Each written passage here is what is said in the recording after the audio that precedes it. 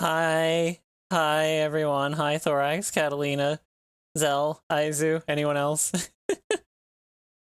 Happy Halloween.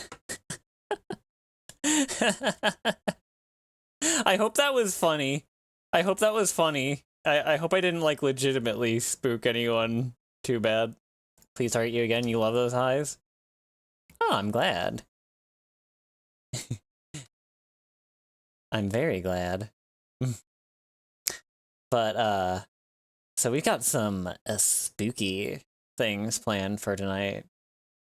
And by spooky things, I mean Reddit. Reddit's pretty scary, right? Hi, Arrow. Oh, that's right. That's right. I need some, spooky music, too. Let's see. There we go. How's that? Let me turn it up slightly. I think it's a little quiet on stream. Hi, late game. Happy Halloween. Right. So, my plan for this Halloween was to read some spooky Reddit things. So, we're gonna swap over while I pull this up. I knew I was forgetting something. Hold on. Alright. So we need a browser source. Wait, no. That's not how this works. No, not a browser source. Can I get some candy quick? 1 hour, really? Missed you by that much, huh? Aw, shame. Window capture, that's what I'm looking for. Not my task manager. Well, I guess there's worse things it could have captured.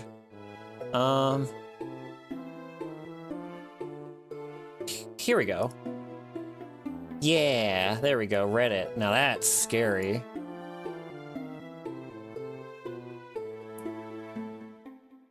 Is all Hallows Eve? Yes, it is Plants vs. Zombies music. I was trying to think of a couple spooky songs I could pull up. All Hallows Eve? Huh, okay. So this is r/no sleep. I've never browsed here. However, a place for authors to share their original horror. Extra wide monitor? Actually, no. Suspension of disbelief is key here. Everything is true here, even if it's not. Don't be the jerk in the movie theater hee-hawing because monkeys don't fly.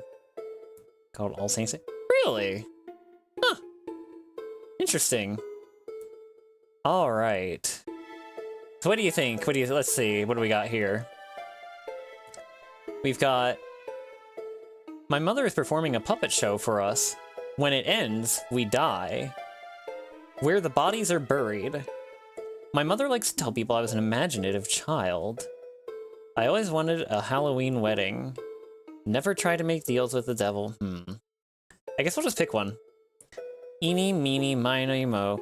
Catch a flanker by the toe. If he hollers, let him go. Eeny, meeny, miny, mo. My mother said to pick the very best one, and you are it. Halloween wedding it is.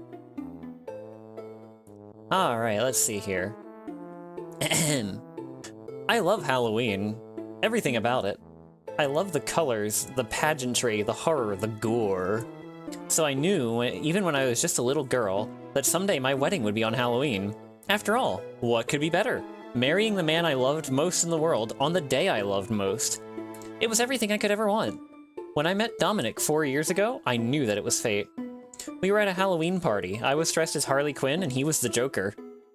We spent our that whole first night together, like there was no one else in the world but us.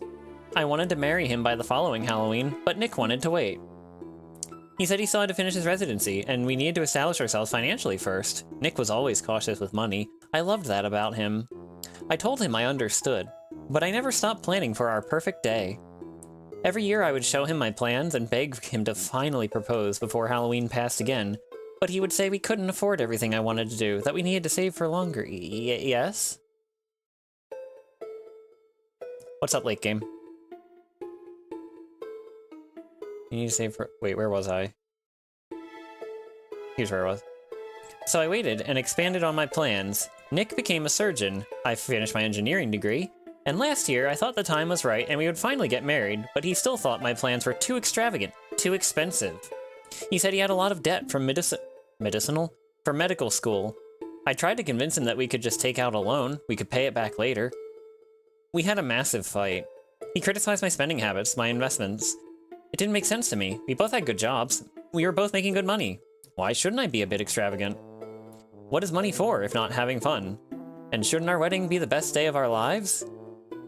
Besides that, my investments weren't reckless spending. They might be down right now, but that would turn around eventually. We didn't need to worry about money. He was just being stingy.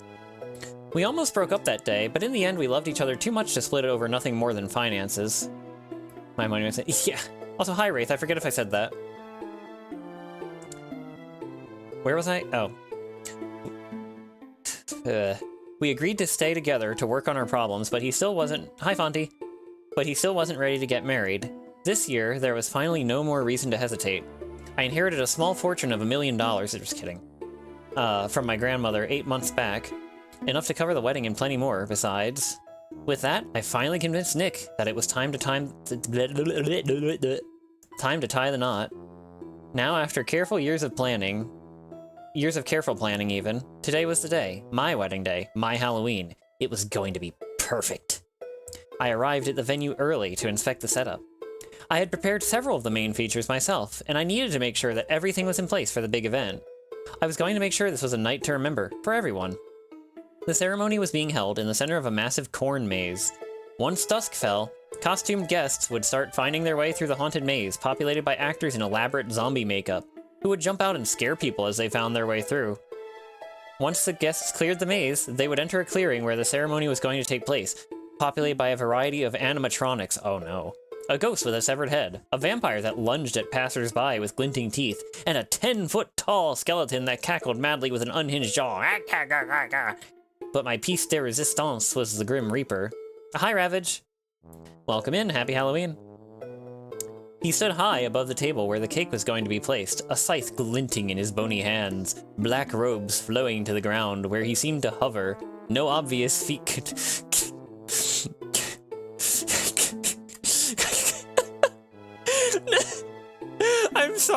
I'm sorry, this just makes me think of that stupid meme that's lived rent-free in my head. I need to get this out of my system. Hold on. I need to send this, I need to... Yeah, okay, here we go. I need y'all to see this. I need to get this out of my system. This...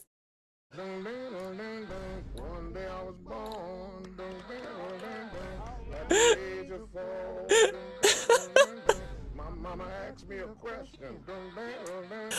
What the fuck are those?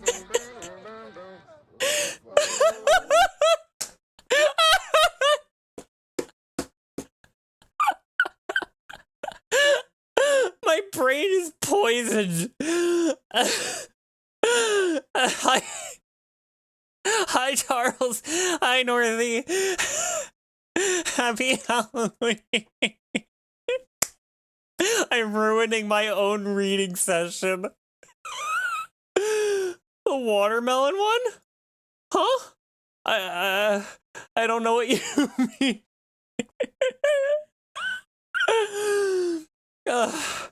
Okay. Okay. Meow. Hi. Hi, Astro. Happy Halloween. Bit behind. Okay. Resuming spooky. Where was I? Okay. Black robes flowing to the ground where he seemed to hover, no obvious feet connecting him to the ground. You couldn't see his face inside the hood, but his flaming eyes glowed from the darkness, designed to track guests, and raise his scythe menacingly as they passed the table. He had been a labor of love for me. I spent weeks working on him before the wedding. I admired my handiwork, running my fingertip idly over the edge of the scythe. As I did, I heard a small scream and a crash at the entrance to the maze. I looked up to find that the caterers had arrived and a young man had dropped a serving tray, flinching away from my vampire. As he knelt to collect it, the head caterer across the space towards me, and I went over to greet them, sticking my finger in my mouth and sucking on the blood as I did. How is... Hi, Suave! It's going great. I just interrupted the mood with a meme that I thought of. But now we're back at it. You are late, I admonished, removing my finger from my mouth and wrapping it in tissue. I guess she, like, poked herself on the site. But, well, we had to find our way through the... Actually, wait. Isn't it, like, a sanitary thing, like, to actually lick your wounds? Because, like, dogs do that to, like, disinfect. Does that work? Does that work for humans? Something like the Luna sequence? I don't know what that is. As a friend of mine, music is scary. So it might be better. Yeah. I have some creepier stuff lined up. Don't worry, I got a playlist. Yeah? Oh, okay. Well, we had to find our way through the maze to get here, ma'am. Surely there's a back entrance to this place? The caterer glanced around. Okay. No, the maze is the only way in or out. That makes sense, okay.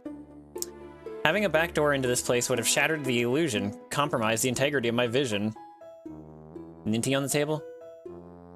I don't think I have anything Nintendo lined up. Sorry, I need to, like, actually check chat a bit less while I'm doing this, because I'm breaking my own flow. Nothing against y'all. By all means, keep chatting. No, the maze is the only way in, or out. Having a back door to this place would have shattered the illusion, compromised the integrity of my vision. We have to carry all our gear through the entire... That is what I'm paying you for, I cut him off. Now you have all the paperwork in order, correct? You've made sure there is no possible cross-contamination? There's no need to worry, everything was prepared in a peanut-free facility. We take allergies very soon, seriously, ma'am. Good. The last thing I needed was for my throat to swell shut on my big day. Well, it will be dusk soon, and the maze is very dimly lit, so you should probably hurry and bring your gear in. The man opened his mouth, as if to say something, but seemed to think better of it, turning and leaving without a word. Glitching out. Well, Zell, if you want that, you can ask Leo. He's got stuff like that, I don't. Right. The man opened his mouth as if to say something, but seemed to think better of it, turning and leaving without a word. I smiled and turned my attention back to the decorations. I needed to go and change into my dress, soon. I walked out of the maze to find Dominic waiting for me, his tuxedo torn and splashed with blood. You look spectacular, he whispered. Of course I do, I replied with a little grin. My gown had a black lace bodice that ended in a blood-red skirt that swirled around my ankles. I had never felt more beautiful. I wished I could wear it every day. A moan from behind interrupted Nick's first look. We both turned our heads to see zombies ambling out of the maze, practically on top of us. They groaned, reaching out their dirty hands for us. With a small scream, I turned and tried to run, but stumbled on my high heels. Nick grabbed my hand and helped me up. Then we ran, across the field and up the aisle that had been left clear at the center. As we reached the altar, gasping for breath and casting frantic glances back towards the pursuing zombies, as if in mortal fear, the crowd applauded from their seats, and the officiant started the proceedings. The ceremony was beautiful. Everything went as I had planned. Afterwards, the zombies herded the guests towards the dinner tables, and as we ate, the speeches began. My maid of honor, Lacey, rose, smoothing her torn skirt and touching the bloody wound on her throat, to make sure that the makeup was still in place. It made her look even paler than she normally was, with dark circles under her eyes and chalky foundation covering her face. She continued, Natalie and I have been best friends for more than 15 years, and I knew from the moment that she met Dominic they would be... She continued talking, but I wasn't really listening. I knew what she was saying anyway. I'd written the speech for her. Instead, I watched Dominic, but he didn't return the favor. His eyes were fixed on Lacey, a small smile on his face. I don't know why he needed to study her so closely. You would think he had seen enough of her already. My mind flashed back to the pictures on his phone. Her nude in our bed, in our shower, on our kitchen table. I always knew that they would be married someday. My closest friends in the world have found true love with each other, and I couldn't be happier for them, Lacey continued. I stifled a laugh. I was surprised she could say that with a straight face after the other speech she gave this morning in Nick's car, when he said he was picking his mother up from the airport. The bug-eyed plan had captured every moment of their conversation, though I hadn't listened to all of it. I hadn't had the stomach for it, or the time. As I watched Lacey drone on about our perfect love, all I could hear were her true thoughts from the recording. You don't have to do this, Dom. There's still time. Please, just call off the wedding. We can run away together.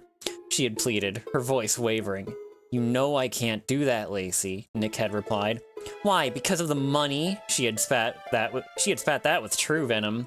If you think she will share any portion of her inheritance with you, you're only kidding yourself. The way she spends, I wouldn't be surprised if it was gone within a month to her crypto investments, her clothes, her trips, her gambling. You'll be in deeper debt than ever if you marry her. Cut your losses now. Walk away. I'd already considered that, Lacey. I have a plan. Just give me a little time. I'll work this out and then we can be together, all right? You know I only love you. Ooh. This is not where I thought this was going. The applause brought me back to the present, and I looked up to see Lacey returning to her seat, smiling and sipping her champagne. Nick's eyes followed her, lingering on her for longer than they should have. He couldn't even pretend for one night. Nick wasn't particularly good at keeping secrets. I probably would have found out sooner if I hadn't been distracted with wedding planning. Their affair had been going on for over a month, but I had only figured it out 2 weeks ago. For a moment I thought that all the work I had put into this was going to be for nothing. But I'd spent so long planning, I couldn't just call it off. Even if I could have borne the humiliation, I couldn't just let Lacey win. I decided instead that I could work with this. It could even give me a way to improve the festivities, to make this a true Halloween wedding. It was almost time now. Almost time to give everyone a real show. The music blared through the field. I had kicked off my heels and changed into flats for dancing, and Nick and I spun across the dance floor, my blood-red skirt twirling around me. He dipped me low as the song ended, then stepped back to catch his breath. I pulled him down for a deep, passionate kiss. I caught a brief glimpse of Lacey's irritated glare before she turned and disappeared into the crowd of consumed partygoers. I mopped a bead of sweat from my brow. This is the happiest day of my life, Nick whispered in my ear. Mine too, I smiled brightly. I can't wait to get you home. Remember, I have a special present for you, so that we can have a private celebration. Wait, costumed? Oh, oops. Big difference! I thought consumed as in like, oh, they're full and drunk. I can't wait to get you home. Remember, I have a special present for you, so we can have a private celebration, just us.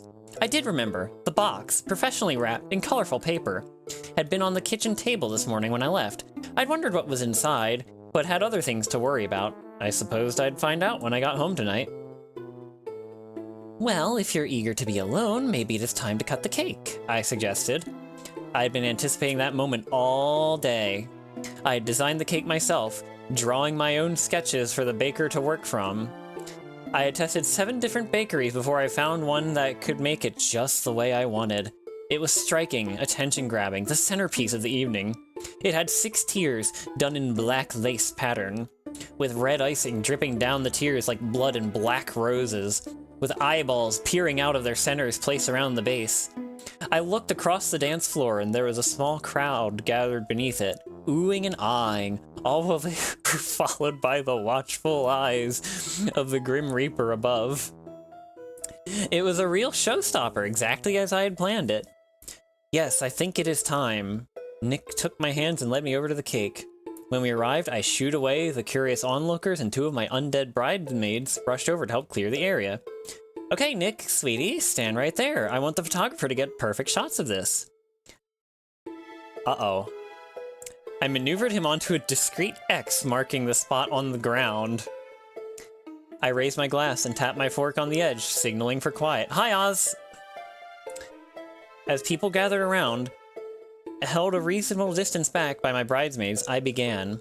Can I have your attention, everyone? I have something I want to say for you, to all of you. You see, the truth is... I paused, gesturing gesturing for Nick to begin cutting the first slice of cake. As the knife pierced it, red liquid oozed from the cake, pooling beneath it and dripping from the table onto the floor. The effect was better than I had hoped, drawing gasps from the crowd. I dipped a finger in and tasted it dramatically.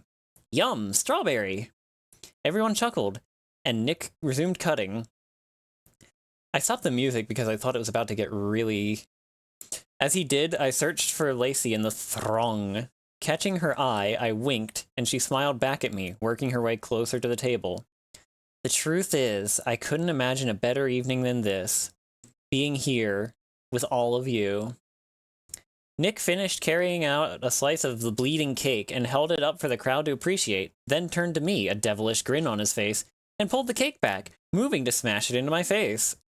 I felt hands on my shoulders pushing me aside, harder than strictly necessary, and I fell to the ground. Above, Lacey stood between me and Nick, face covered in gory red cake bits. I grinned. It was exactly as we had planned it. I had told her that Nick was planning to do a cake smash, against my express wishes, I might add, and said that as my maid of honor, it was her job to protect me. We planned for her to dramatically push me aside to save me, while putting on a good show for the guests. It was a funny little bit that Lacey had surely only agreed to because she got the chance to shove me down and complete a wedding ritual with my husband in front of everyone. She laughed as cake dripped down her face, scooping a glob from her cheek and smearing it onto Nick's nose. He chuckled, playfully pulling her close and smearing more icing on her in the process. The scene was interrupted by a loud creak and groan from above the table. We all looked up just in time to see a puff of smoke rise from the Grim Reaper, then his scythe suddenly swing down, glinting in the light. It sliced cleanly through the cake, the table, and the two people standing directly in front of it during the malfunction. I met Nick's eyes as blood blossomed from a deep cut running from his shoulder to his navel. He opened his mouth wordlessly, and blood poured out. Then he collapsed on top of Lacey, whose slashed body was already lying on the floor next to the collapsed table and smashed cake, her blood now mingling with strawberry filling. For a moment, no one moved. Then my piercing scream shattered the silence, and the event descended into chaos. I arrived back at my apartment many hours later, wedding dress covered in now dry blood and mascara streaked from crying. I closed the door behind me and locked it. I had insisted no one come back with me, said I needed space. Finally alone, I began stripping off my soiled clothing, dropping it in a pile on the floor. As I stepped out of my dress, my carefully maintained composure finally cracked, and I collapsed to the ground, tears running down my face. I laughed so hard I thought I might choke. Finally, I managed to suck in a breath, calming myself. Everything had gone perfectly. Better, even, than I had planned. I hadn't been sure I would get Lacey, too. I had only dared to hope she would get a front row seat as Dominic was bisected in front of her eyes. That she had been caught in the swing of my beautiful Reaper was more perfect than I could have hoped for. And since her shoving me away at the last moment had seemed spontaneous, no one would suspect a thing. If they didn't think it was an accident, surely they would think I was the intended target along with Dominic, as the woman who was meant to be standing there with him. I'd already dropped my cell phone in a river on the way home, so no one would be able to find the program I had used to remotely trigger the Reaper. No one would ever tie me to the crime now. It was true what they said about weddings. This really was the happiest day of my life. I got to my feet and walked into the kitchen, deciding that a celebration was in order. I was just about to open the fridge when I happened to spy the wrapped box on the kitchen table. With a smile, I pulled off the card. It read, "To my one true love, here's to many happy years together, Nick." I rolled my eyes as I unwrapped it, revealing a finely carved wooden box containing a bottle of single malt scotch worth about $1,000. That was a surprise. I had always thought Nick was too cheap to splurge on the finer things. I plucked the bottle from the box and cracked it open. Even if it was from him, I could never resist such a fine present, and it seemed fitting to toast our beautiful wedding with my late husband's last gift to me. I poured myself a glass and collapsed onto the sofa. It'd been a stressful day, after all. Everything had been planned meticulously. Hi, cheesy. But the pulling off the perfect wedding still took a lot of work. I swirled the glass gently, inhaling and appreciating the delicate aroma and taste of a truly good whiskey. It took a moment before I noticed there was a strange aftertaste that I couldn't quite place. It didn't seem to belong with the rest of the complex flavor profile. It seemed almost nutty. The realization hit me as I felt my throat beginning to close. I jumped up from the couch and retrieved my purse from the floor, rifling through the contents, looking for my EpiPen, but it wasn't there. I knew I'd put it in there this morning. How could it be gone? I had a sudden memory of asking Nick to hold my purse for a while during the reception. He'd disappeared with it for a few minutes before returning to me on the dance floor. Frantic, I dumped the contents, checking one last time, but it wasn't there. I started to reach for my phone to call 911 when I realized I'd already ditched it to avoid the police searching it or using it as evidence. We didn't have a landline. Who did these days? I tried to push myself to my feet, to go out and find a neighbor who could call an ambulance, but my vision was beginning to tunnel in. The last thing I remembered before everything went dark was the clock above the door. It was 11:59 on All Hallows Eve. The end of the best day of my life. Holy crap! And yeah, it was the Looney Tunes method. That was I should have seen the peanut coming. That was really How did you post it? True, Northy. You have a landline? No, that's cool. Chekhov's peanut allergy, for real. But yes, hi, Cheesy. A proper hello, sorry. I didn't want to interrupt the reading. Who doesn't have a landline? Raise his hand slowly. We got rid of it a couple years ago because it was cheaper to just have a family cell phone plan. But yeah, that was a very good read. That was really, yeah. That was a solid, like, 8 out of 10 at least. What do the comments say? Oh, there are none, because this is pretty new. This person's like a genius. Well, not a genius, but that was still... Wow. Wow. Please not even... Aw. I'm not gonna... Wait, do you have a peanut allergy too? Yeah, it was creative. It was very creative.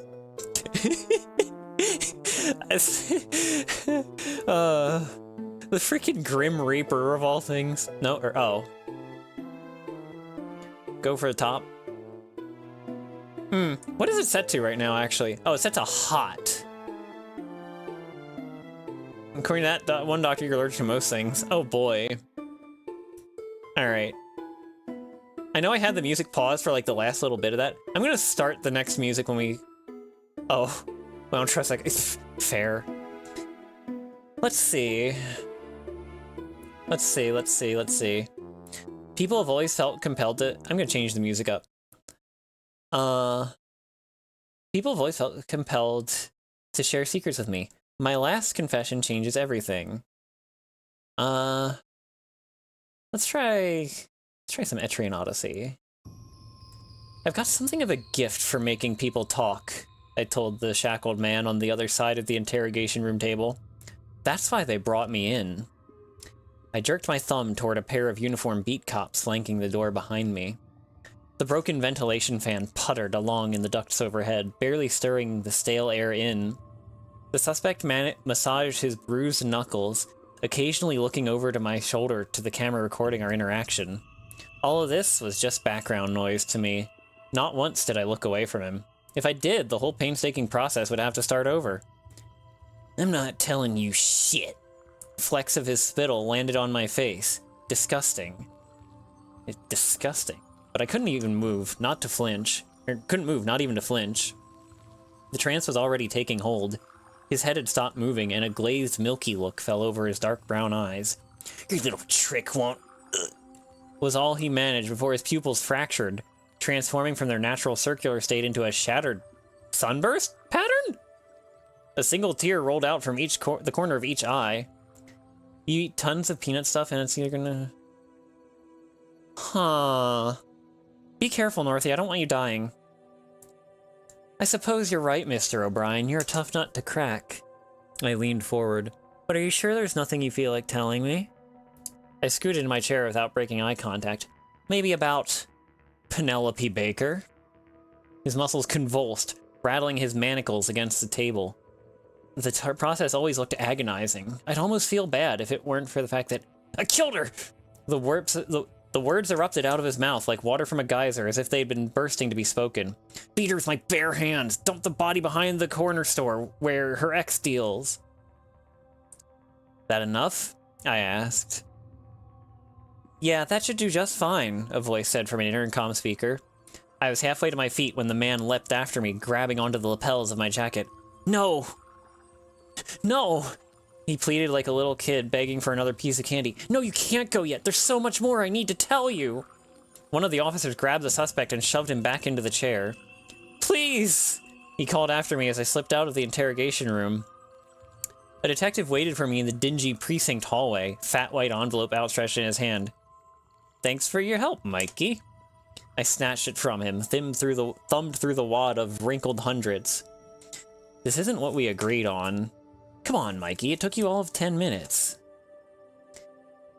Told you 10 weeks just to come up with... It took you 10 weeks just to come up with a suspect for me to talk to, I snapped back. If you could have closed this one without me, you would have. I snapped my fingers and held out my palm. Pay up, and I'll take an extra 20 for calling me Mikey. Does seem illegal, doesn't it? The detective dug out his wallet and shoved another few bills into my hand. Bastard probably tried pocketing it for himself. Pleasure as always, Michael. He emphasized my name with venom in his voice. Whatever you say, call me next time you can't hack it. I tucked the envelope in my pocket, straightened my jacket, and headed for the door without another word. Most gigs went this way. When the police get a perp with strong circumstantial evidence, but nothing forensic, they pay me a couple grand to sit in the room until their suspect sings. Their lawyers would probably have a field day on appeal, assuming they could actually convince a judge what I was doing is supernatural. Even if they did, I've got a strict policy against refunds. I hopped into the beat-up Tacoma that's been getting me between gigs across the country, and set off for my next stop on my never-ending road trip.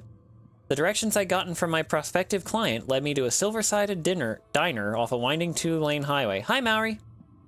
By the time I pulled into the gravel lot, the sun was already low on the horizon. Shafts of orange filtered through the trees.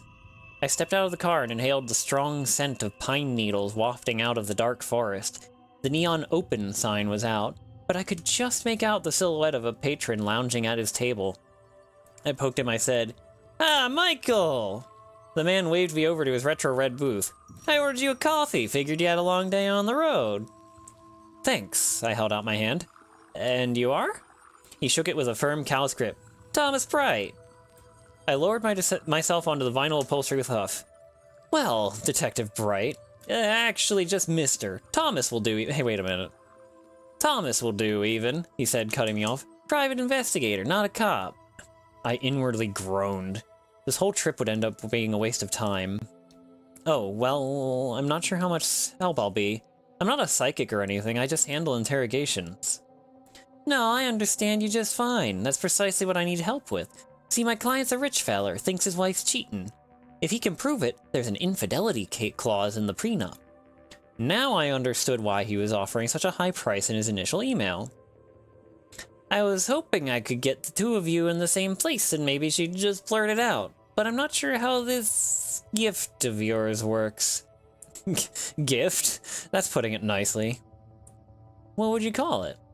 "Look, man, there's a reason I work gigs up and down the interstate, and it's not for a love of driving. When I stay someplace too long, I have this effect on people.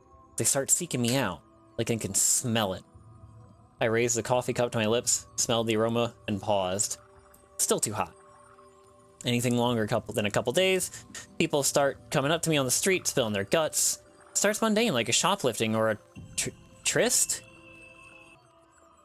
An argument between lovers, or an agreement between... Oh. After a while, it gets darker. I stared down at the hot liquid in the mug, black as asphalt. There's a lot I wish I could forget. "Sorry, I guess I'm still confused. You've helped detectives from here to Spokane. You don't wait in all those towns for months." It wasn't a question. "No," I hesitated. "There's another way I do it, based off eye contact," I told the table. That's why I'm not looking at you now. Anything longer than a couple seconds and you might shout your social security number or something. I watched coils of steam curl off my coffee. Still too hot. Sounds like you could help me then, Thomas said. As long as you have a natural way to get me sitting across from her, no breaking the law, you know? Yeah, of course, I've already got things in motion. She drops by this diner more often than not. That's why I picked it. This wasn't the worst plan I'd heard from a PI. Then what? I just strike up a conversation long enough to get her talking? Pretty much. Hey, something wrong? He gestured to the drink before me. You prefer tea? I can holler for the waitress, but I think she went out back for a smoke. Wait, from Washington? What? It's alright. Just a touch hot. Creamer? He pushed a pitcher across the table. Sure. I risked a second glance at his face. Green eyes, square jaw, tangerine color hair poking out beneath his cap. The color looked wrong, somehow. Unnatural. I splashed in enough cool half and half to color the coffee blonde, then took a sip.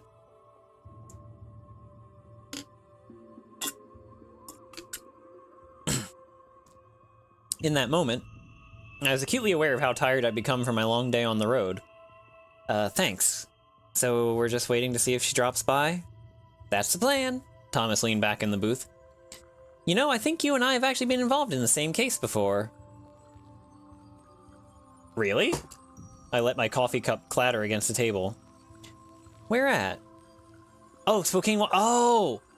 Back in Western New York, nasty few murders. You remember? I expect you to get so many cases you might forget. He was half right. I didn't do any of the investigative work, or so much as see a scrap of evidence. I rolled in at the 11th hour to provoke the confession, but I did remember the case. All the bourbon in Kentucky couldn't make me forget what the man said he did to those little girls. Ugh. Of course, I couldn't say all that. I just took another... Oh, welcome back, Aizu. Ooh, your internet died and now it's risen from the grave. I just took another swig of coffee and said, yeah, I remember. Brutal stuff, that one. You work up there too? Yeah, you could say that. He said slowly. You know, you sort of stole my thunder there. So much time and effort. I didn't even get credit. I held up a hand. Nothing personal, just collecting cash. Didn't mean to stand in the way of your collar. My stomach growled. Where the hell was that waitress? Wait, no, don't drink coffee on an empty stomach. You're gonna get sick. You're gonna get nauseous. No, you're not hearing... Wait. No, you're not hearing me. He leaned across the table close enough that I could feel the heat of his breath. What I did to those brats. Right under their parents' noses. Outsmarted every cop in 100 miles. He slammed his fist on the table. And some strip mall tax accountant gets to claim my title, Butcher of the Plains. I looked up at him again. His pupils were still round. The words tumbling out of his mouth weren't motivated by me. The hell are you on about? That guy confessed. He's doing life in prison for it. I know, and I was so angry, Thomas said. I started following your work back and forth across the country. I needed to understand why he would take credit. Even became a real PI in the process. See, the more cases I saw you close, the more I understand your gift. And it is a gift, just not in your hands. What? I stammered. The word felt heavy in my mouth. I stood up and realized why he'd been so interested in me drinking my coffee. My legs were full of lead, yet seemed scarcely able to support my weight. I stumbled myself against the counter, catching myself with hands that refused to grip anything. Thomas sat and watched with a degree of detached curiosity. The front door wasn't far, but where would I go? No, there had to be someone else in the diner who would help. I shuffled to the bat-wing doors leading to the kitchen and collapsed against them. They swung open, sending me careening into the room and onto the floor. My head slammed against the cool linoleum. Ow! Bright white spots speckled my vision. With my last ounce of strength, I rolled onto my side. A scream caught in my throat. The waitress lay beside me. Whether dead or unconscious, I couldn't tell. The vinyl seating creaked. A moment later, the kitchen door groaned as it opened. Took me a few years, but I think I understand you better than you understand yourself, Thomas said, standing over me now. See, when you overstay your welcome in a town, people aren't seeking you out to share their own secrets. They're sharing each other's. Liquid sloshed in a bottle. your presence, your aura, whatever you want to call it. It creates this weird, shared, subconscious soup with everyone's thoughts floating around in it, just begging to be shared until you've got Susie blurting out Sally's darkest desires. But what about the... interrogations? He finished my question before pressing a damp rag over my nose and mouth. It reeked like the inside of a cleaning supply closet, burning my sinuses and throat with every breath I took. Figured you're just forcing the person sitting in front of you to channel this secret soup. You've left a long string of false confessions from San Diego to Syracuse. But that was impossible. Those were bad people. I was just helping police. I imagine it's hard to hear cops have just been using you to get bullshit coerced confessions, that hundreds of innocent people are rotting in prison so you could what? Make some easy cash? What a waste of your potential. Oh, hi, Ark. I tried to wriggle away, to hold my breath, but Thomas just applied more pressure. Don't you worry. He was inches from my ear now. I'll put your talent to good use. My thoughts felt fuzzy and light. The sensation of my cheek against the floor numbed as I slipped into unconsciousness. Long one? Baraska?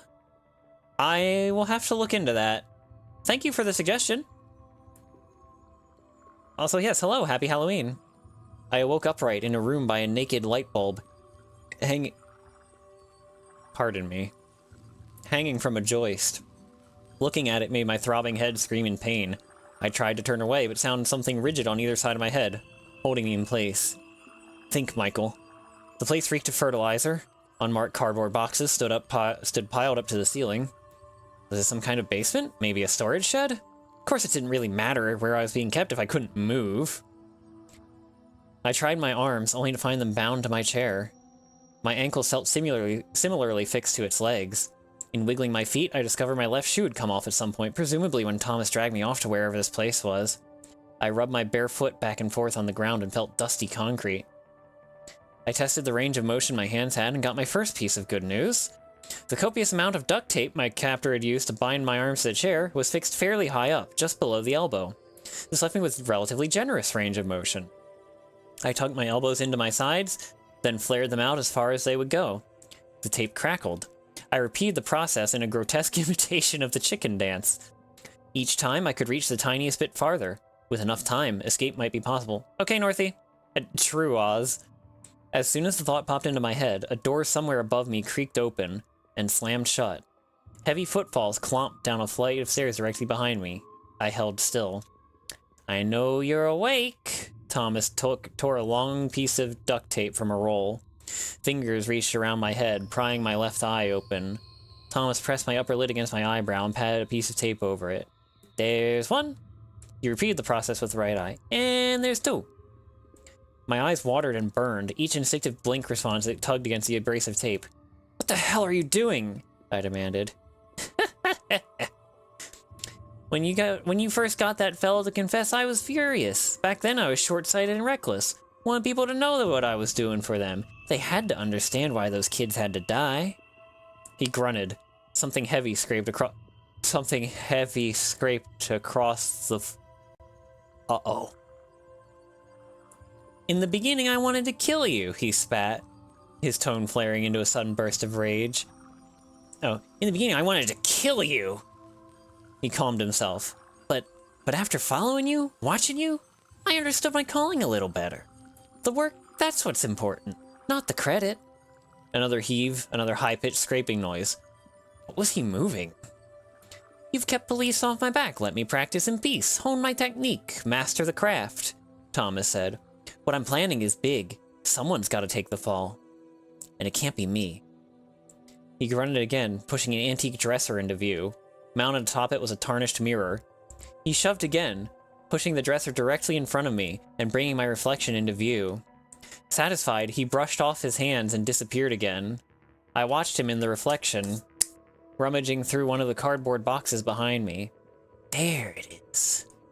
He held up an audio recording device, flipped it on, and set it down on the edge of the dresser before me. I watched so many people confess to any old thing just because they'd made eye contact with you for too long. He leaned over my shoulder. Got to wondering, what would happen if you had a little staring contest with yourself? Realization dawned on me as I stared at myself, unable to look away from my reflection. Please, I managed. Shh, won't be long now. A strange feeling started to rise in my gut. You know the sensation you get when someone does something so cringe-inducing you feel embarrassed on their behalf? It was like that, but with guilt. Guilt for a secret so heinous, I too was culpable by mere adjacency. The feeling intensified, invisible hands gripped fistfuls of my intestines and started to twist.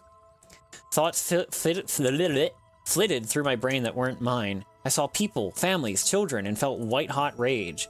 There was a barn, a utility shed with some workbenches, chemicals, and instructions printed out from dark web chat rooms. Someone needed to confess. It didn't seem to matter who. The thoughts just needed to be espoused and acknowledged. In the mirror, I watched my pupils shatter into familiar sunburst shapes. My eyes burned, but the weight of the secret hurt even more. Is there anything you want to get off your chest, Michael? Yes. Why don't you tell us about the bomb you've been building? Wow. That was interesting. That was a really interesting story. Again, these people... I don't know how predictable the twists actually are, but it is nice that, like, we're 2 for 2 on, like, big twists. That was... oh? Yeah. Alright, let me see something here. That end though? Yeah! That was... okay, how long, let me skim this story that Ark mentioned and see how long it is. Okay, that might be a little long for stream, but I think I might read it on my own. We'll see how we go. We'll read a couple more. I would also like to say that this is probably going to be a little closer to an hour and a half than 2 hours. So...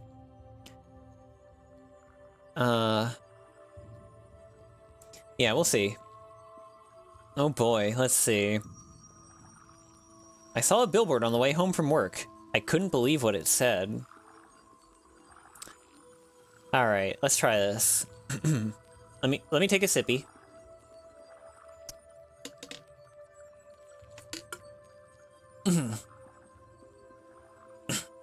Weird thing though is that there are people who confess to being serial killers who can physically cannot be the killer. That's weird. The dreary October day passed by slowly, dark clouds issuing endless torrents of rain that blew sideways in ferocious waves. I looked out of the office window, sighing. Another day of life wasted working in a job I hated. I felt like the rest of my life would be an endless procession of the days like this, wasted in a dreary office drinking watery, cheap coffee, and making small talk with people who wouldn't care if I dropped dead right in front of them. Is this a social commentary? When 5 o'clock came, I saved my work on the computer and ran out of the building. I was instantly soaked as the darkening clouds continued their onslaught. Lightning began to flash by nearby, and a few seconds after, thunder followed, shaking the ground. Swearing, I ran to my car, fumbling with the keys to get it unlocked. By the time I sat down in the driver's seat, every article of clothing I had on was soaking wet. Ooh, hold on, I need another sip.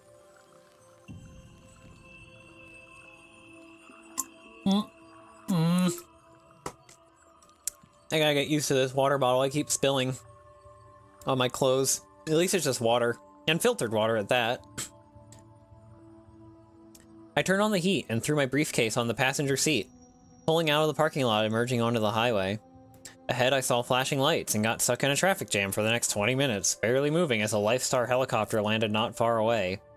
As I inched along, I saw the billboard on my right. "We buy souls!" it exclaimed in large fiery letters. "Souls, souls, souls! Whether new, slightly used, or heavily damaged, we are interested. Call 666-213-SOUL right now!" I gaped at it in astonishment, then quickly took the number down in my cell phone. I thought for sure it must be some sort of bizarre prank. Finally, the traffic began to move forwards again as a lane opened up, and in another 20 minutes, I was home. My house is a small, cookie-cutter replica of every other suburban house on the street. with a small lawn and an attached one-car garage. Why we gaping? What? Northy, what? Huh? I pulled into it, grateful I wouldn't have to go back outside in the downpour, then grabbed my suitcase to go into my empty, lonely home. He gaped at the... Wait. Oh. Oh, I don't know. I guess he was like, huh? What? The billboard. It is a billboard. Sorry. I pulled into it, grateful I wouldn't have to go back outside in the downpour, then grabbed my suitcase to go into my empty, lonely home. I made a sad dinner of instant noodles and beef jerky with Gatorade, looking at my phone for a long moment. Finally, I picked it up and dialed the number. After a single ring, a cheerful voice answered. "This is Ace Souls Incorporated. May I ask who's calling?" And so started a bizarre string of events that would ultimately end in total catastrophe. The office building they directed me to was in a run-down industrial era, a place filled with the homeless and drug addicts. It used to be one of the hubs for industry in the city, a place where countless people worked, but now most of the factory and warehouse buildings lay empty, slowly growing more and more dilapidated as the years progressed. Me when the advertisement tells me there is product to consume. This feels very... I don't know if it's just the way my brain has been lately, but this feels very, like, socioeconomically... Like, this feels like a commentary on modern living in the United States. I pulled up on a street filled with used needles and crack pipes, seeing a homeless man with no legs sleeping next to an empty bottle of vodka on the sidewalk. He had a ripped sign with the words, "Homeless veteran, please help," scrawled in barely legible permanent marker on the front. I dropped a few spare quarters in the empty coffee cup next to the sign and walked past. A sign pointed down a dark, suspicious-looking alleyway with bright neon letters saying Ace Souls Inc. Okay, anything that happens here on out is because this person is stupid. Why would you do this? I understand I guess this is where curiosity killed the cat comes from. I followed it past rancid dumpsters to a door on the side of an abandoned-looking factory building. I saw a bright red, glowing button next to the door and a black camera above it. I pressed the button, holding it down for a couple seconds. A jarring mechanical noise sounded for a moment before a pleasant woman's voice came in through the speaker. "Good evening," she said. "Do you have an appointment?" "True, Aizu." "I do," I said, looking down at the notes I put in my phone. "I'm supposed to see a man named Randall Forrest. My name is Kevin McNair." After a second's pause, I added, "He said to come anytime before 9 p.m. I heard murmuring on the other end of the line for a few moments, and then the door opened with a loud buzz. I looked down the alleyway, seeing the... Slenderman?! Seeing a silhouette of a man standing there, just staring at me. His eyes seemed to glow black, shimmering in the shadows, but I couldn't make out any of the features on his face. I wondered if it was just a trick of the light. I quickly walked through the door, making sure it locked behind me. Then I shuddered. Despite being in a rundown area of the city, menacingly, the interior of the business actually looked pretty nice. Freshly painted white walls gleamed under bright fluorescent lights. Posters lined both sides of the hall, most of them advertising for the business. One had a man with gleaming eyes and a huge smile holding a stack of bills, with the writing exclaiming, "Don't get cheated! We beat all other offers!" A pretty blonde receptionist sat at the front desk. She gave me a polite smile as I walked into the reception hall, showing bleached white teeth between her dark red lipstick. "Ah, Mr. McNair," she said. "Mr. Forrest is excited to see you. His office is the last one on the left." She pointed down the hall. Thanking her, I walked past, seeing the rest of the bizarre posters. One had a child looking dreamily into the distance as soldiers marched past in the background, with the caption, "I always wanted to be a great leader. Ace Souls made it a reality." Most things are commentary. Want to make a thing that isn't commentary to prove me wrong? Guess what, genius, that is too. I walked into the office with a sense of rising trepidation. Part of me wanted to simply turn around and walk out, saying I had changed my mind. I could run back to the car and peel out of this slum and forget I ever saw that bizarre billboard. But my feet kept onwards towards Mr. Forrest's office, as if of their own accord. The hallway seemed extremely long. Finally, I made it to the last office. I saw the door stood open and a man sat there, expectant, staring at me with curiosity. He looked extremely pale, as if he'd never been outside a day in his life. His eyes were dark, contrasting heavily with the deathly white shade of his skin. He had a shaved head and an expensive suit. As I walked in, I could smell the French cologne emanating from him. "Ah, Mr. McNair," he said, rising from his chair and giving me a crooked grin. He extended his hand. I walked over to the desk and grabbed it, shaking it. I felt like I'd grabbed the hand of a corpse. A freezing deathly cold seemed to radiate from his body, making me shiver. I shuddered as an icy chill passed down my back. "It is great to finally meet face to face." I nodded.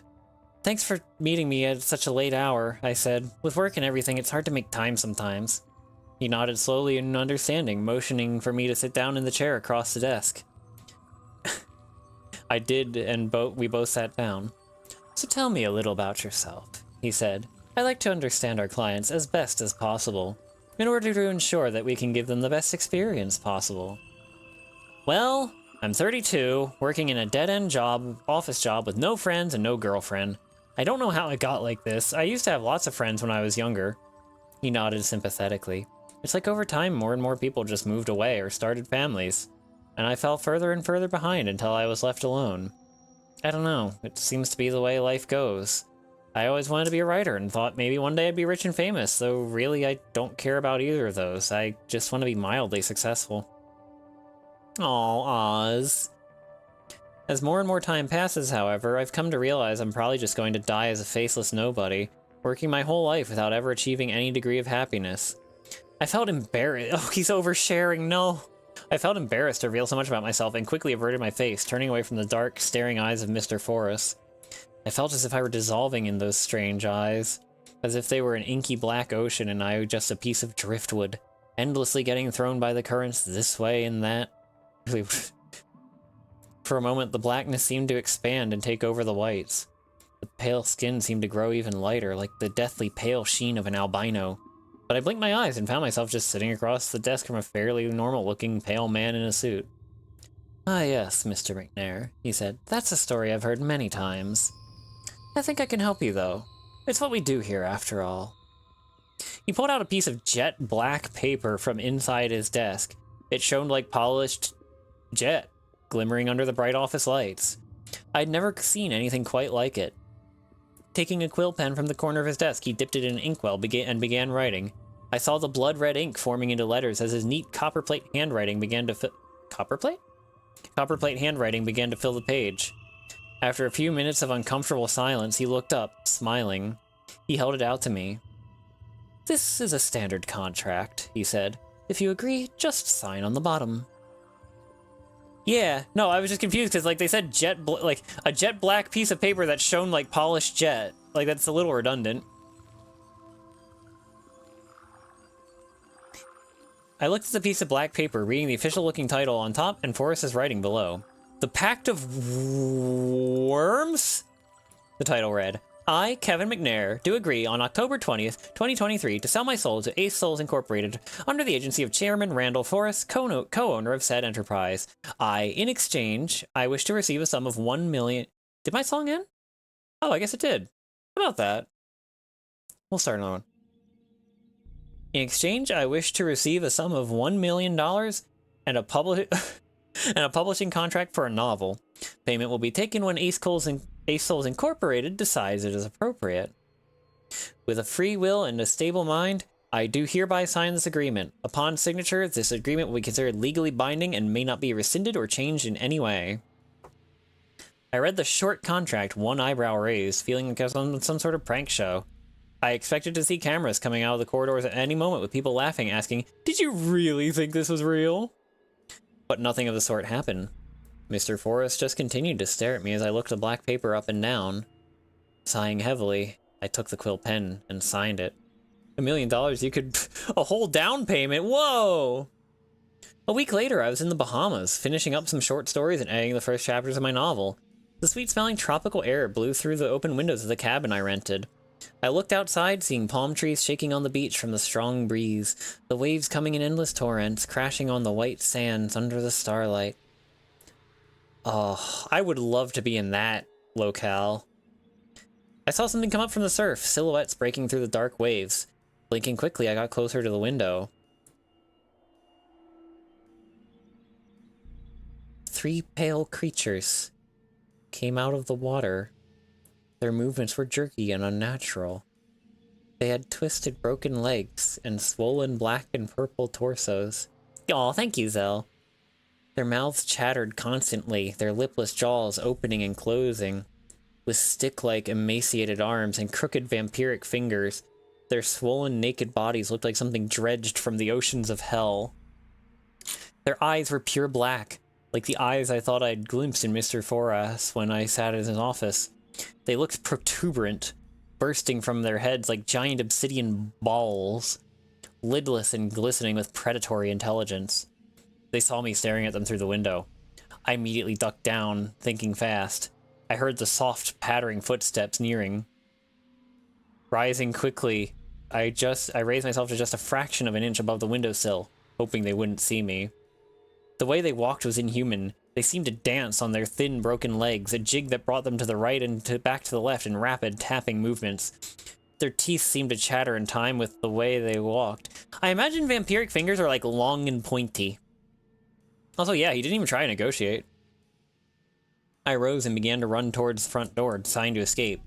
I flung it wide open, and then I saw Mr. Forrest standing there. My heart stopped in my chest for a moment, all hope seeming to drain from my body.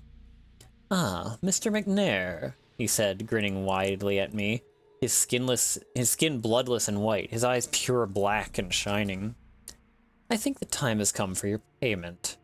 Within seconds, the creatures came into sight behind him. I backed slowly into the cabin, dread filling my body. "It won't hurt too much," he said, crossing the threshold.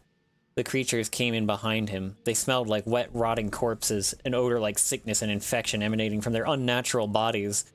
Their teeth chattered endlessly, a staccato repetition that pierced the silence inside the cabin. But I hadn't been idle while I waited.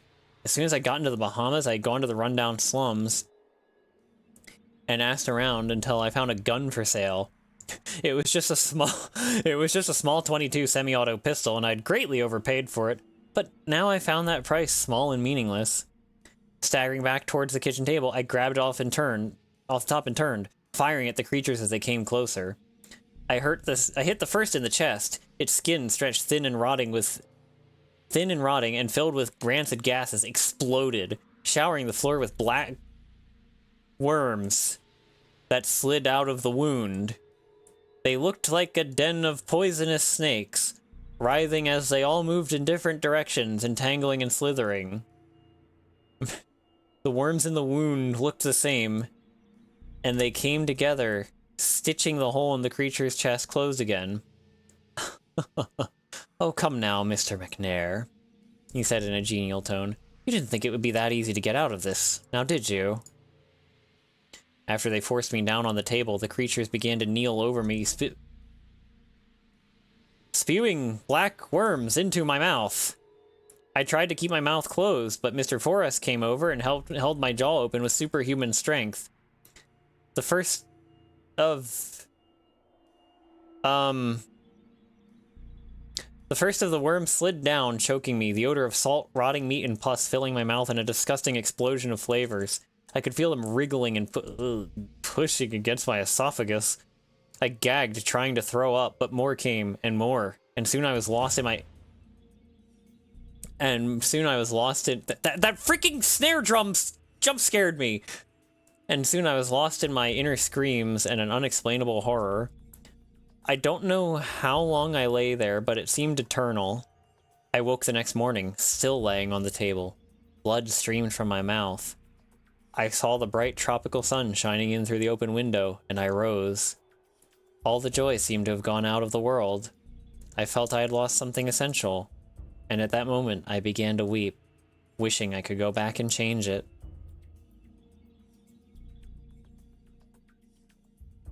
Jeez.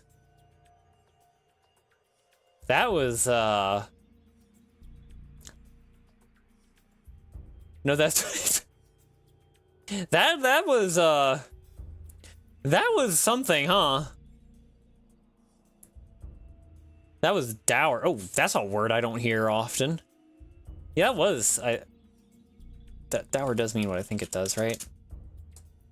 Hard, inflexible, obstinate, bold, hardy, stern, harsh, sullen, gloomy. Okay. It's okay. Why is it okay, Oz? Is there a follow-up to that statement? There's a lot of different definitions for dour, apparently. I'm waiting to see if there's a follow-up to the it's okay before yeah. Don't go spelunking in the Appalachian Mountains. Oh boy. I've been to the Appalachian Mountains before. Oh, story okay. Oh. Yeah, it was not as good as the first two. I will say that. For us as a known demon. I had a feeling that was the case, yeah. It was an old mountain far away from the bustling cities and splashing waves of the beaches. It wasn't marked on any maps, though it had a quaint town resting beneath its base. West Virginia is the place to travel for the scenic beauties of this kind of untamed wilderness. Spelunky is a bad game. Wait, really? The locals are odd to say the least, but besides that, there's nothing quite like it. Appalachian Race. I made my... Okay, that sounds aesthetic as heck, though. Mountain... I made my way into town with nothing but a backpack on my shoulder and a yes we can mentality. Clothes too, obviously, but not nearly enough for the shivering cold you'll find atop the zenith of those white-tipped pyramids. Zenith? Zenith? I was trying to find something warmer, a coat, actual pants, a thicker headwear, just to stop myself from being a landmark atop the ring of monoliths that towered over me. People... As I scoured the shops, people eyed me up and down. I'd nod and wave, only to be met with snarls and loogies. I tried not to let it bother me or disturb my search. I got giddy as I entered one shop. Buck's Mountaineer Skiers, since that seemed like just the place for what I was looking for. The man behind the counter seemed much friendlier than the other locals, giving me an actual smile and wave. "Hey, buddy. Need something specific? Look a little underdressed," he gleefully greeted me. "Yeah, just a bit. I climbed Spruce Knob and realized that halfway up." "Ah, she's a bitch, old Spruce Knob. Hell's Ascent ain't no fun neither," he retorted with a hint of something sour in his words. Hell's Ascent? That mountain over there? I didn't see it anywhere online, so I figured I may as well try to be the first, I said with a giggle. "Been a lot of men that thought that," he said, his mood quickly shifting. "None done it yet. Go up, don't come down. Some that did make it back went damn crazy, saying the hole to hell up them mountains. How's it got its name. I am not good at Southern dialect. I love it. Yeah. Had an old mine just under the valley. All had to evacuate since the avalanche back in '77. I looked at the floor as he spoke, quickly realizing my clear ignorance as a tourist. "Sounds tough. Guess I'll pay a little extra for equipment," I muttered. "That won't do no damn help," he shouted, slamming his hand against the counter. "You can hear them screams up there, boy. You hear them screams up there, boy? You turn around and come right back. Devil's got a knackering for the curious type." I was frozen for a moment in fear. He was dead serious and yelling at me for asking questions. I understand the urgency, but damn, that was dramatic. All right. I nodded in understanding. I quickly grabbed all the gear I need and promptly left Buck's Freak Show. I stared up at the green land that pierced the sky. Usually I'd try to sleep in the night in town and go early in the morning, but this place creeped me out too much. I marched my way out of town and towards the great mass calling for me to scale it. In retrospect, that was a pretty dumb idea. Spruce Knob is supposed to be the tallest mountain in the state, but looking at Hell's Ascent, it only seemed half as high as this one. The trip was hard as there was no clear path, but the beauty of this untapped climb was just so natural and surreal. It wasn't like any climb I'd ever done before. You got family to speak to... Oh. About 2,000 feet up, the sun began to dim from behind the peak. A large shadow casted itself over me and across the town below. I set up camp and cooked myself some canned dinner. As I sat and ate under darkness, the thick foliage shrouded my fire from reaching beyond about 5 feet of distance. It was like a murky fog that encompassed me and me alone. except I got the odd feeling that I wasn't alone. I dug a fork into a warm can of beans and heard crunching around me, leaves cracking and twigs snapping. Every time I looked down, I could swear I saw something darting between the trees in my peripheral vision. Yet every time I glanced, I didn't see anything. I slept sparingly that night. The next day, I stepped out and looked out at my fire, and an animal got into my food. Shreds were everywhere, and my backpack was stripped of its supplies. I let out a loud frick as my arm reached around for anything salvageable. It was torn to pieces. Even the fabric itself was shredded. I could have just gone back then and there, but there was no way in hell I was going to turn down the pride of being the first at the top of Hell's Ascent. This man's eating beans! As I made my way through the trees and shrubs, I noticed... Reminder that bears? True. I noticed an odd red substance leaking from a cut in one of the trees. I went to touch it and it felt too viscous to be sap, though still sticky. It was warm to the touch. The cut itself was like a sword slash through it. It had to be recent. I still had a can of bear repellent and I didn't smell bear, so I kept a closer lookout and kept my way forward. I was about 4,000 feet up now from surface level, and the air was growing thin and cold. This mountain just kept going and going, like an endless stairway to the sky. My foot grazed something hard, and I tumbled to the ground. Ugh! I let out as my face hit the dirt. It wasn't warm, it was hot. It nearly burned my face as I pulled it away. Actually, that's a good point. Oz, isn't sap already more viscous than blood? Tar, maybe? I scratched my head and looked behind me to see what I tripped on. It was a human skull. Hair still stuck to the top, held on by a thin layer of skin. I screamed and scooted away in panic. I saw that its teeth, however, were not human at all. Canines sharp enough to tear through flesh, contorted rows of misaligned teeth lined the jaws. Before I could notice more, it swept away. Cheers. Oh, I love America. It has no dangerous fauna unless you include Florida law, the bear that broke his door. Something in the shrubs beside it began gnawing like a starved mutt. I heard a cracking, gushing, moaning. I ran for it. I ran hard, fast. I ran until my foot hung on a hole in the ground. Before I could react, my body was swept away into the earth. There was nothing but a humid cold. The pitch was black and deafening, and every move I made echoed. I reached in my pocket and pulled out my phone, lighting up the chamber I lied in. I gathered my bearings, stone walls with a small light peering down into the chasm from high above. I wondered how I survived the fall, and looked down to see a pile of flesh beneath me. In a panic, I scurried myself to the cold, wet floor of the cave.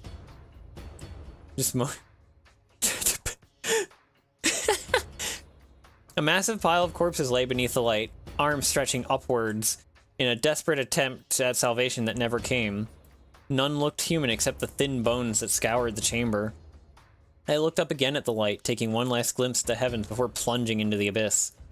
The tunnels that funneled in different directions felt like a maze to navigate. The air was so dense, it was suffocating. I heard scratching echo through the halls, and distant, impossible You almost choked, Fair? They almost sounded human, but weren't quite. They were off, like the many corpses I found littering this desolate hellscape. Every now and then I'd pass through a large opening, seeing a dim light above shine down, but impossible to reach. The cave mocked me with the idea of escape. There were rails and old carts filled with rock in some tunnels. This must have been the old mineshaft Buck was telling me about. Bloody pickaxes littered the ground. When the avalanche happened, did some not escape? I'd heard tales of some people resorting to cannibalism and going insane, some even turning into hellish monsters. I kept moving on, not slowing down to act as dinner on a plate. I heard something scurry past. My heart went still as I thought it was about to be disemboweled alive. It was one of those things, standing in the dark. I got a better picture of it as I shined my light on it. It had no eyes, long, heavy arms. Its hands were large and ended in a set of sharp talons. It looked human, especially wearing its bloody miner's hat, having a pickaxe at a pile of... Is this a mole person? Whatever it once was shares no resemblance to what it is now. I backed away slowly, but its head shot over at me. I ran. The deeper I went, the less it made sense. It felt like an eternity running through purgatory. I felt like I was halfway to hell, stuck in between. I saw a light gently glowing in the distant turns and corners. I kept fast as the beast behind me screamed so loud it etched into my mind. Almost as loud as the screams ahead of me. More screams became louder near the light. I shouldn't have rounded the edge. I shouldn't have, but I did. I peered into the red glowing room and saw something inexplicable. I can't describe to you the sheer magnitude of the chasm that emptied out into a glowing void. The heat was so great that my freezing skin almost melted off. Millions of monsters crawled around the globe that surrounded a ball of flaming light. Their shrieks made my blood boil and my ears bleed. The miner behind me turned the corner at full speed, ready to pounce. As I leapt, I ducked and let it plummet down into the fire. Chanting and awful cackles followed as I watched their brother fall until he vaporized before my eyes, letting out a scratchy Then they all in unison turned their attention toward me. I was still tired from escaping one, but now millions of clawing grasps stormed behind me as I ran. It felt like days. The tunnels were filled with them. Every notch in the wall had a hand waiting to latch onto me. I ran and ran until I saw a glow behind a pile of rocks. I dug for my life. They were heavy. My hands slipped and sliced. My blood only made my hand slide even more. I gave a hard push and fell tens of feet to the grass below. I could barely grab my bearings until I saw thousands of monsters all tumble out behind me, some stopping and remaining where they were at the doorway upwards. I crashed through the woods, knowing they were behind me. I was starving and weak. My body almost gave up, but I saw a cabin. I charged for the door, knocking as loud as I could. Help! Help! Please help me! I heard whispering inside, then silence, a voice bellowing from behind the door. You lost, boy? Yes, I don't know where I am. I have no supplies. I'm starving, please. I heard a grunt and the door swing open. The barrel of a gun looked down at me in front of an old man with white hair. You don't sound like one. You followed? He asked. I knew exactly what he was talking about. Followed? What? Who by? I asked innocently. He muttered and let me in. A wife and child cowered in the corner. It's alright, he's just lost. They scattered for food and water to get my strength back. A hot meal felt so refreshing after what I'd just been through. As we sat at the table, I had some questions. You asked if I was followed, sir. Mind if I ask by what? There's no bear around here. He gave a hearty harumph as he leaned in. Ain't no more bear around. They ate everything bigger in 'em. What the? I asked under a mouthful of food. I need to get back. So what should I expect out there? I asked. There was silence. You ain't been out there long enough to meet 'em? You ain't hear them there screams? He shot back. I was silent as I shook my head. He eyed me suspiciously before answering my question. They look human, but they ain't. Demons they are. You heard the burp? Oh no. Excuse me, that was unintentional. Demons they are, from deep in the earth. I tilted my head in confusion, but listened intently to his story.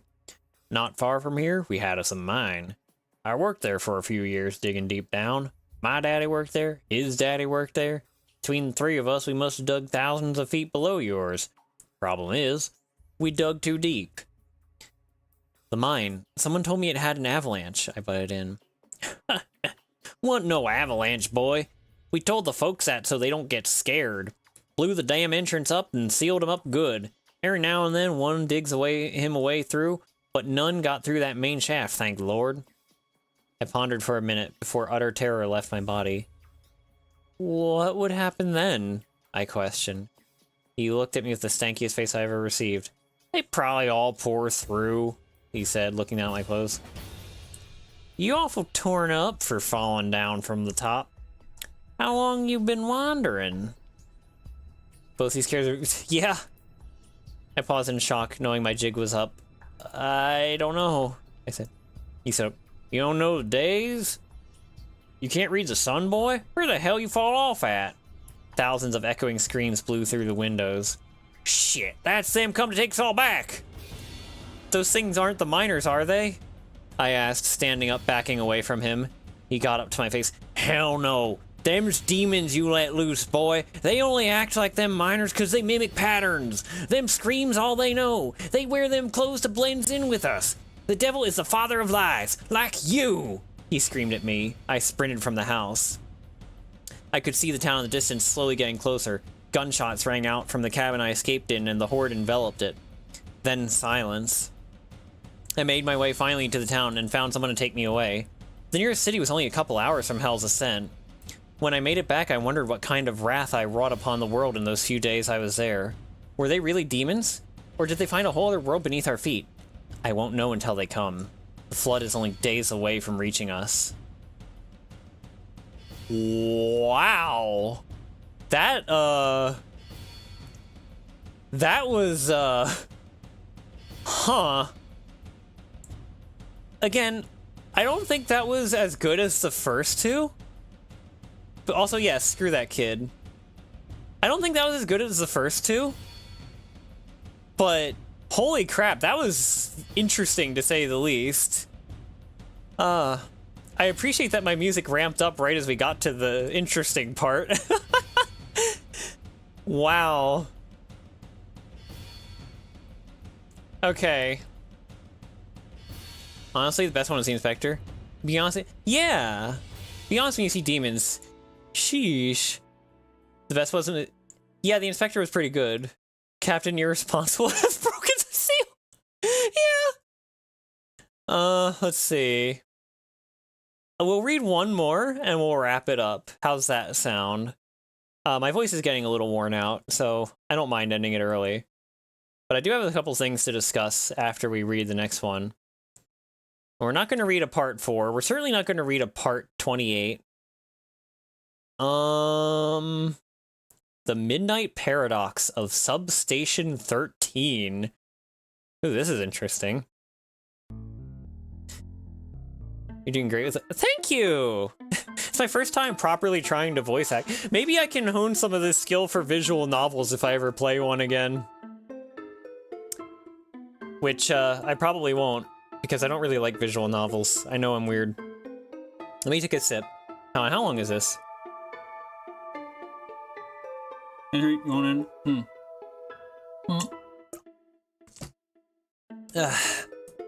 You know what sucks about having a bad day? It's that it's random. That it could come at an unexpected moment that catches you off guard. Even if you're the most prepared person in the world, it'll hit you like a brick. The only thing you could do is stand firm and deal with the situation as if you delivered on any problems you faced. Don't lose composure, regain your train of thought, and don't let it overwhelm you. Embrace it, but don't ever yield to it. It was my first time back at the substation as an armed private security guard. This certain substation was out in the middle of nowhere. I got the heads up from my captain that I'll be doing a good 13-hour shift from 1800 to 0800 due to having all available guard posts for the post events for Halloween. He explained it would be our last day for this post. The pay was not bad. Wait, the pay was not bad for just $19.50 an hour. What? I mean, in truth, I always needed the money to catch up on bills. I know I've been doing some insane overtime throughout the week and the week before. But these are hard times, and since it's our last shift here at these electric substations, then it'll all be good for me. I got myself ready for work. I took everything I needed, wore my concealable bulletproof vest that can stop 9mm rounds, and had a pocket that holds a 6x8 plate that can stop AK and AR rounds under a polo shirt. All I needed was a khaki polo, black cargo BDUs, and tactical boots. Of course I have my gun belt, my service weapon, and a heavy-duty jacket, as the whole night will be cold as frick. Dang, that is good advice. Now, I must remind everyone that I'm in the South, and since I'm going to be by myself throughout the whole shift without telling anyone, as I know I'm not the only one who's done this, I will bring my personal weapon. Now we have black bears, coyotes, and yes, even wild hogs as heavy as refrigerators out in this mother fricker. So I brought my HK-41... No, HK-4... There's the HK-416 and there's the HK-417. But I've never heard of the HK-41. Is that a typo? I brought my semi-automatic back on the G3, just for emergency situations and my Second Amendment right. But of course I can't use it while I'm at work, as I will get fired. I need the money. Now, what everyone may think is that we red... Oh, okay, so he is just a redneck. Okay. Now, what everyone may think is that we redneck carry around ARs, which is understandable. Oh, your text... Oh. But, for me, I like the German design ever since I was stationed in Germany during my days in the U.S. Army. I just came to love all the... Oh, no. The Southerner has come to love all things German. Hold on. Wait a minute. Wait.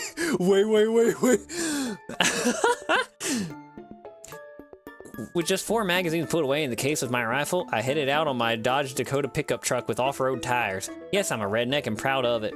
I used it for many purposes besides taking it to work. I stopped by a gas station I stopped by a gas station to pick up some more food, just in case I needed batteries, hand sanitizer, some medication, toilet paper.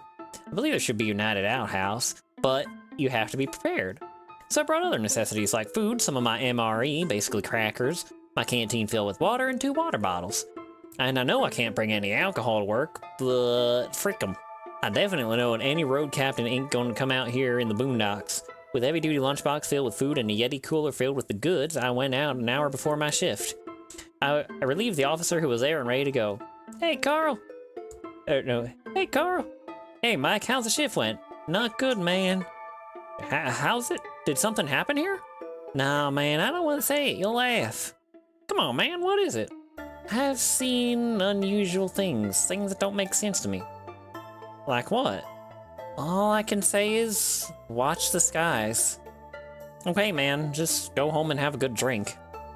But before he went, the officer gave me a heads up about some strange things he experienced during his shift and told me to turn off the lights when nightfall begins. When I got to look at him, he was paler than a corpse, as if he saw a ghost. After that, the man... Oh, I slipped out of my voice. After that, the man hauled ass with his pickup. Now, this is a fenced electric substation that is 40 by 20 meters, with only one main entrance and exit, and surrounded by dense woodland. Nothing but trees, bushes, and shrubs, and one dirt road that leads to the main highway, which is miles away, and power lines that connect to it. Our guardhouse is behind the main entrance. Now, behind our guardhouse, there was this outdoor canopy tent. Inside, there was a United ADA portable restroom and portable sink rental. Next were a water holding tank and a garbage tank. Mind you, we're out in the sticks. As I parked my truck next to the guardhouse, I believe no one should be coming. Literally behind the main entrance. Across from it was a large building consisting of 4 rooms, a switchgear station and operator room, a battery and DC supply room, a KV panel room, and a storage room. Right next to our guardhouse was a generator room. Though there were 2 other outhouses and portable restrooms, all the work had been done by the workers of this company. I closed the gate to the main entrance and went inside our guardhouse. Now this guardhouse of ours is 14 by 8 with all the basic requirements installed. A desk with drawers, a fluorescent light, phone jack, desk, computer, air conditioner, desk, organizer tray, filing cabinet, shelf, first aid kits, etc. With one main window and curtains and a door with a small window. Now I have my battery-powered Milwaukee fan and J-Win personal TV radio. The walls are... There's a lot of, like, really in-depth description that I feel like is a little excessive, admittedly. The walls are decorated with a map of the state of Mississippi. Oh, good night, Sal. We won't be much longer. Thanks for tuning in. The walls are decorated with a map of the state of Mississippi and layouts of the perimeter, sticky notes, and papers taped on them with information and data. But one paper had some strange information about what to do. Well, this was something I hadn't seen, something recent that I hadn't seen before. And remember, I'll be watching. There's a lot of minutia? A lot of what? Information. Wait. Sorry. But one paper had some strange information about what to do. Well, this was something recent that I hadn't seen before. Beware of the lights in the sky, it said. Now, what kind of hogwash was that? Was that officer trying to pull my leg or what? Yeah, I'm talking about what Oz wrote. I'm not sure what that is. Oops, I clicked the wrong thing. Oh. Texas. I placed my cooler, lunchbox, and old army backpack down on the floor, clocked in the company's PDA, and... Okay, what is menu... Okay, never mind. I wrote my name on the sign-in sheet. Man, there are a lot of officers stationed here for 3 years and 10 months, until we're replaced by another or renewed to come in here, but it won't happen until mid-January. As I got myself ready for the shift, I patrolled within the perimeter, checking out anything out of the ordinary and doing... doing checkpoints by scanning each tag with our PDA, which also had a scanner. I couldn't patrol outside it due to the heavy foliage, but with the wildlife in these parts, I don't want to take my chance, especially big gators that can walk on land, though not too far from the nearest swamp. The outside was swarming with Wait, is that supposed to be a period or... The outside was swarming with gnats, flies, and mosquitoes. Luckily, I wore my heavy-duty jacket and security beanie as the temperature was beginning to drop. It's strange how the substation's lights are outside or off. Okay, I might have to break the accent. My voice is starting to get worn out.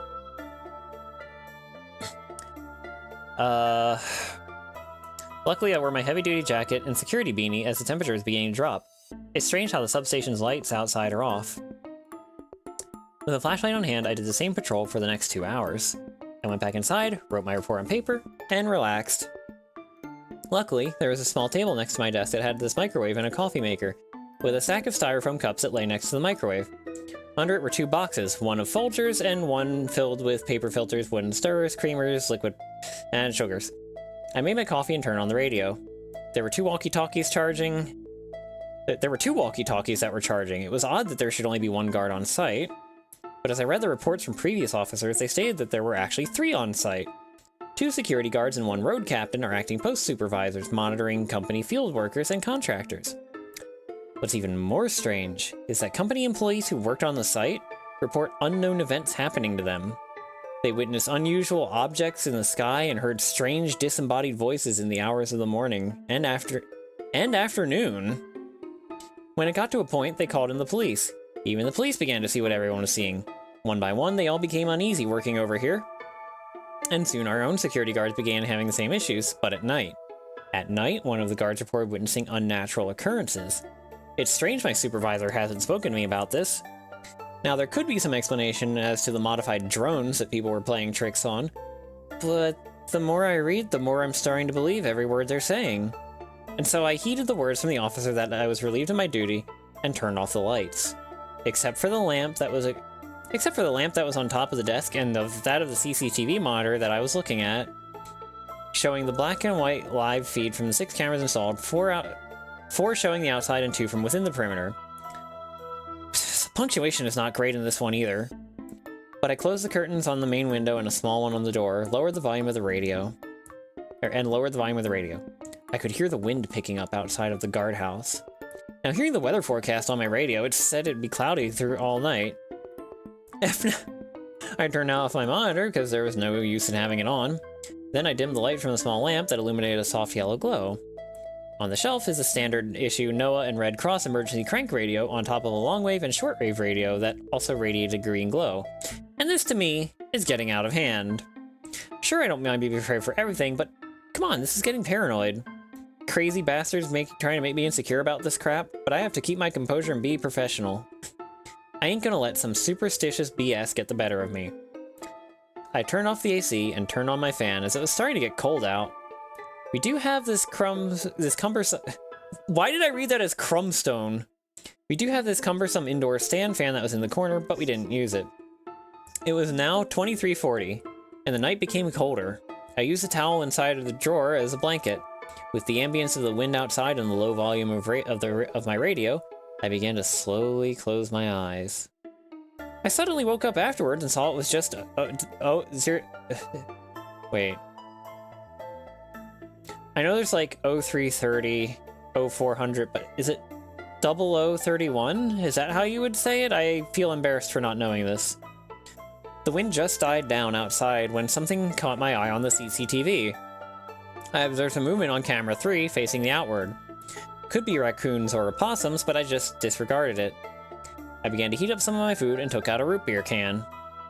I was listening to my podcast on my smartphone when suddenly the monitor and lamp began to flicker. I looked outside from the window and checked what was going on, and when I did, I could barely see jack shit being that frickin' dark. You've worked at security sites just like this minus the aliens? Oh wow. The clouds were covering the moon. I didn't want to go out just yet as I was about to eat my food. As I did, the monitor and lamp began to flicker again for a few seconds. Was there something going on with the power? It couldn't be.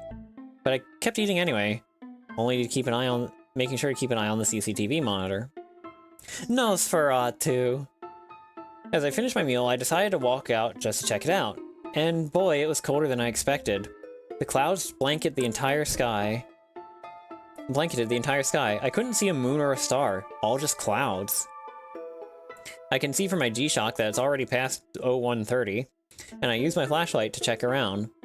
Spotting around with the yellow light by patrolling within the closed perimeter and towards camera 3, I looked to see what was wrong with it. I looked to see what was wrong with it. Yet when I checked it out, nothing was wrong with that darn thing. I went back towards the guardhouse with the light facing the ground so I could see where I was going, and turned it off. I took out my cigar, unwrapped it, and stood there for a few minutes enjoying my smoke. Wait. He enjoyed it? Wait.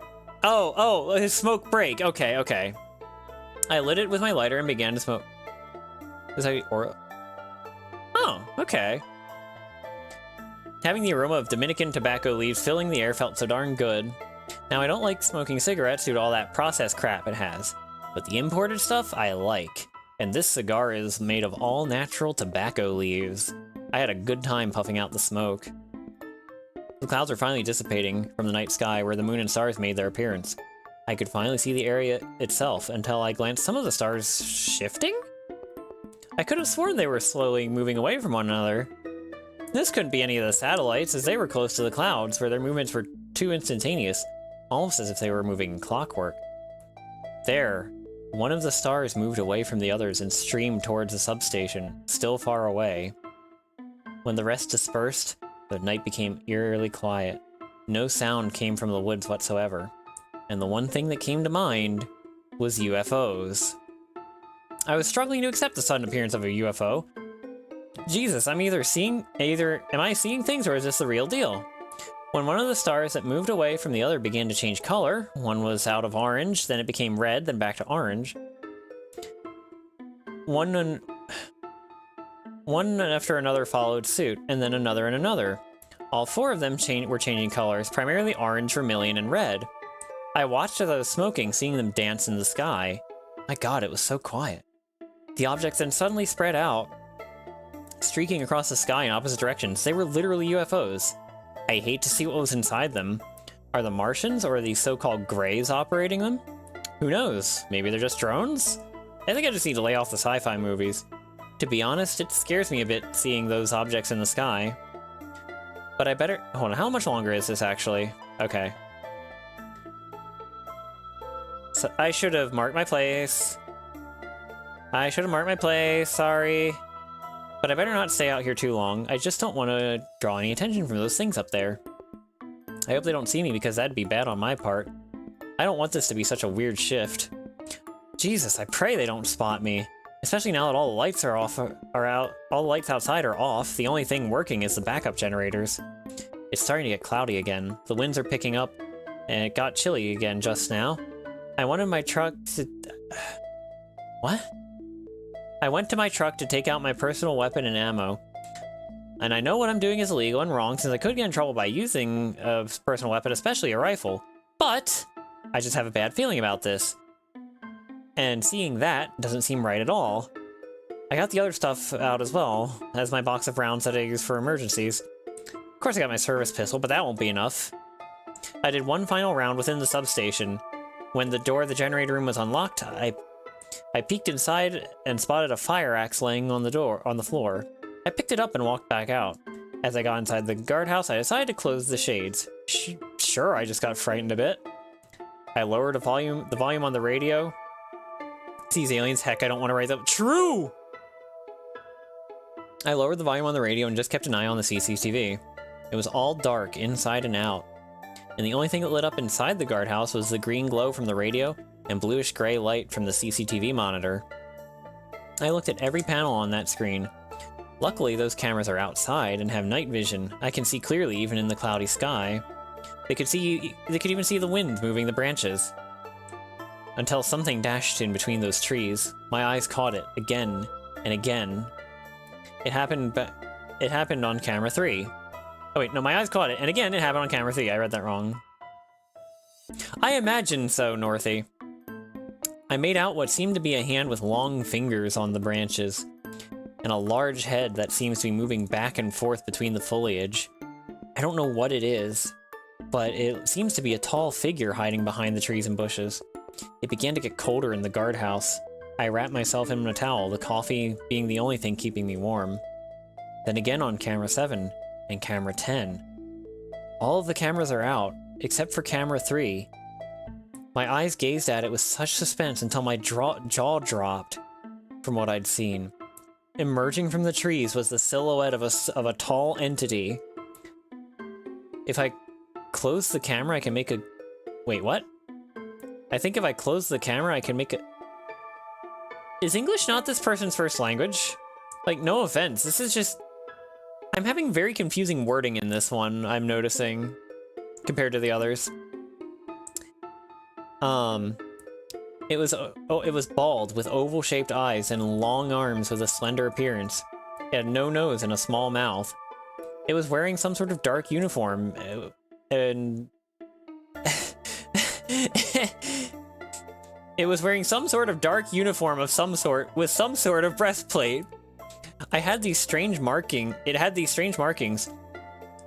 or what seemed similar to, I think, hieroglyphs and cuneiforms? Yes, I think it could be that.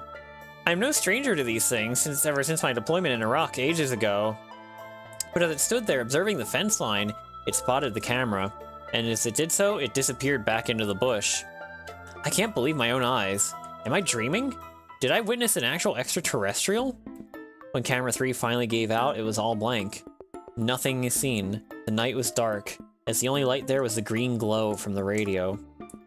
When the radio suddenly erupted with a loud volume, there was a mechanical tone that at first sounded like static until I came to realize it was just chatter. An unknown tongue has been speaking and communicating with another. I couldn't understand what they were saying, but there was a third voice speaking, that of a deep bellowing voice that I could tell sounded very angry. I didn't know what it was until... We are watching you. Come out and submit. I was... Man, I was flabbergasted by hearing that. Some sort of joke? No. Does it know I'm here? How does it know that? How can they know that I'm in here when the whole area is dark with all the lights off? Come out, or we shall get you. I don't know who the hell this asshole is, but I ain't coming out, and if I do, I'll be packing up armed. And it's where streaks of... what? What? And it is where streaks of light coming through the window blinds. I don't know what will happen next. I don't even know what will happen to me. This is what I do know. I'll fight and I won't back down, because right now I'm crapping bricks and shaking like a pig. That's fear for you. Only the good Lord could help me in this predicament. Was this it? My final moments of life? Would I actually be abducted by aliens? I gotta think through something... I must think something through fast before I regret not reacting. I must get the hell out of here. But I stepped on something loose on the... Until I stepped on something loose on the floor. Under the carpet was a hatched door. How I hadn't noticed this before is beyond me. I must have been so lazy that I didn't pay much mind to this guardhouse. But why was it here in the beginning? Well, that's when I stopped and just went for it. It was a small tunnel that led outside the substation. Probably used for emergencies in case the substation was either caught on fire or for if criminals wanted to break in. Junko down there. And come to think of it, not only is the substation out in the woods, but I've heard reports of militia groups being close to the area. But last I heard of them, some were apprehended by the FBI and state police while others escaped. But this tunnel looked odd. But I had to get out. But I had to get out before they noticed I was no longer in the guardhouse. The tunnel wasn't even that short. It led straight to a shack in the woods. It was quiet. Too quiet. I don't know where I am, so... I didn't know where I was, so I had to climb up the tree. I stayed perched in the tree, my eyes fixed on the substation below. The world around me was silent, except for the occasional rustle of leaves and distant hooting of an owl. The air was thick with an unshakable sense of foreboding, and the darkness seemed to press in from all sides. After I managed to escape the guardhouse just in time. The moment I entered the tunnel, a strange sensation washed over me, a feeling of being watched and hunted. I dared not look back as I crawled through the damp, earthy passage. the only sounds being my own ragged breath and muffled thud of my footsteps. Emerging into the woods, I hoped for safety, but the eeriness of this place only intensified. The trees loomed like silent sentinels, their gnarled branches twisting into grotesque shapes against the night sky. Every shadow seemed to harbor unknown threats, and I couldn't shake the feeling I was being pursued. Then came the noises. Strange, otherworldly sounds that made my skin crawl. Unearthly whispers floated on the wind, and occasionally I heard what sounded like footsteps but weren't quite human, as if something was stalking with me, just beyond the edge of my vision, playing a twisted game of cat and mouse. I kept moving, guided only by the feeble glow of the moon filtering through the dense canopy. My senses were heightened, and every snap of a twig or rustle of leaves set my heart racing. The forest, once a place of solace, had become a labyrinth of fear. As I ventured deeper, the noises grew more pronounced. Strange clicks and chitters echoed through the darkness, and occasionally I glimpsed fleeting shadows darting between the trees. I couldn't tell if my mind was playing tricks on me or something truly unnatural lurked in the shadows. Hours passed, each minute dragging like an eternity. I'd lost all sense of time. My only focus was putting as much distance as possible between me and the substation. But no matter how fast I ran, the feeling of being pursued never abated. And just when I thought I couldn't go on, I stumbled upon a clearing. In the center of it stood an ancient, weathered stone circle, illuminated by an eerie bluish light. It cast a Stargate? It cast elongated shadows that danced like specters in the night. I approached cautiously, my senses on high alert. The air buzzed with an otherworldly energy, and the sense of dread settled in the pit of my stomach. I could hear the whispers more clearly now, unintelligible voices that seemed to come from all directions. In the center, I saw a peculiar symbol etched into the ground, a series of intricate patterns and glyphs arranged in a circular formation. It pulsed with a faint, ominous glow, casting an unsettling aura over the entire clearing. As I stared at the symbol, I felt a presence behind me, and I whirled around, my flashlight casting wild beams of light into the darkness. Don't shine your flashlight! But there was nothing there, only the encroaching shadows. And then the ground beneath my feet trembled, a deafening roar filling the air. I looked up, my heart pounding, to see a shadowy figure looming above the trees, as if it were levitating. Its form was indistinct, shifting and writhing like smoke in the wind. I could sense its malevolence and ancient, unyielding power. I fled, my legs pumping as fast as they could carry me, the roar of the entity echoing in my ears. I didn't dare look back, fearing what I might see. The woods blurred into a nightmarish tapestry of shapes and shadows as I ran, the world around me a chaotic whirlwind of fear and depression. Eventually I stumbled and fell, my body hitting the forest floor with a painful thud. I gasped for breath, my lungs burning, and chanced to glance behind me. The entity was gone, but the sense of dread lingered, as if it had seeped into the very fabric of the forest. I pressed on, my legs aching and my mind consumed by terror. The night seemed endless, the dark unyielding. I had no idea where I was going, only that I needed to escape the malevolent forces pursuing me. As the first light of dawn began to break on the horizon, I stumbled out of the woods and onto a desolate road. My breath came in ragged gasps, and my entire body trembled with exhaustion and fear, but I had to keep moving. I spotted a patrol vehicle, waved my hands up, flagging the cop. I didn't know what had happened in those woods, but I knew I'd encountered something beyond human understanding. Something ancient and powerful, something defying explanation. And as I dropped off at home, I felt completely safe here. When nightfall began, I listened to my radio and had a cold beer. I would never forget that night. The night I stared into the abyss and felt the abyss stare back. As I walked away from those woods from Substation 13, I knew I would carry the weight of that encounter with me for the rest of my days. A chilling reminder of the mysteries lurking in the darkness, waiting to be discovered by the unsuspecting souls who dare venture too close. Until I heard something walking on top of my roof. Ooh. Wow. That was a Wham line. That was a 10 out of 10 Wham line at the end there. I have to say, that story was held back a lot by its grammar and sentence structure, but the premise, the overall plot, was really interesting. I actually enjoyed that. I enjoyed that a lot, actually. That was really neat. And like legitimately spooky. What did y'all think? Let me find some other music to put on actually. Because we are gonna call it here. Let me just Santa's here. A lot of description. Yeah.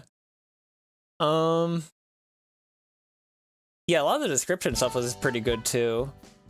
All right, no more spooky music. We are wrapping up, actually. So did y'all have any favorites from that? Oh. So, yeah. It followed, yeah. I'm not sure which one my favorite was, to be completely honest with you.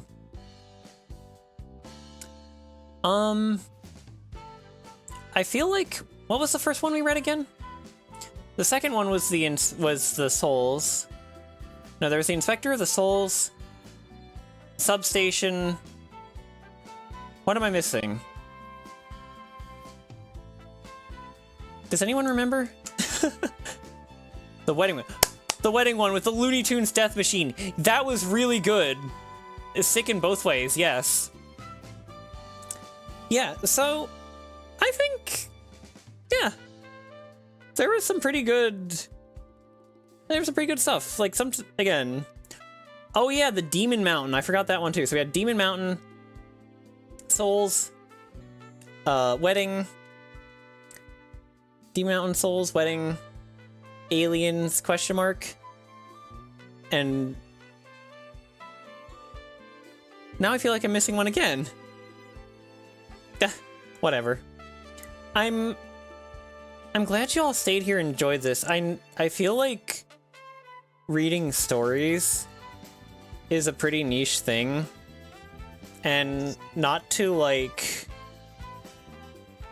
Oh, the Inspector. Right, the Inspector, thank you. Not to like be one of those kind of VTubers, but I do have the impression this stream was not as popular as some of my other ones. So I don't know, and with how it killed my throat, I think that's another reason I'm not sure about doing it next year. However, y'all liked me putting on the voices and stuff. One of my friends does streams, like story reading streams. I wonder if I could arrange something with her to like guest on one of hers to provide some voice acting services. Might be Kat. That is true too, Kat. That did cross my mind. That is me choking on my spit. So I might not do exactly this kind of thing again, but I'm open to some sort of like something involving story or voice acting for sure, for sure. This was actually a lot more fun than I thought it would be. And if I'm collabing with someone, I don't have to be reading the whole time.